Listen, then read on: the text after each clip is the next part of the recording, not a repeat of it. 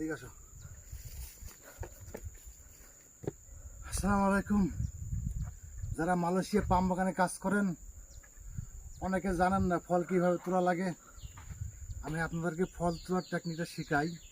অনেকে আছে যে লোডিং এই যে আপনার যে এইভাবে মারে, এইভাবে তোলে, ঠিক আছে।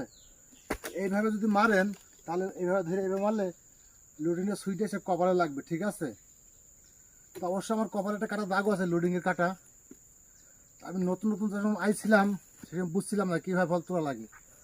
তা পুরাতন যে ভাই বিরাদাররা আছে তারা শিখাই দিচ্ছে এইভাবে তোলো। এইভাবে পরে তোলার থেকে আর কোনো দিন আল্লাহর রহমতে কিছু হয় নাই। আমি আপনাদেরকে দেখাবো, যারা নতুন আসছেন বা অনেকে জানেন না কীভাবে ফল তোলা লাগে।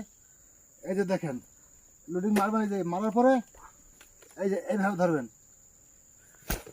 এইভাবে ধরলে যদি ফল ছুটে জায়গা তো লোডিংয়ে পাশ দিয়ে চলে যাবে, ঠিক আছে।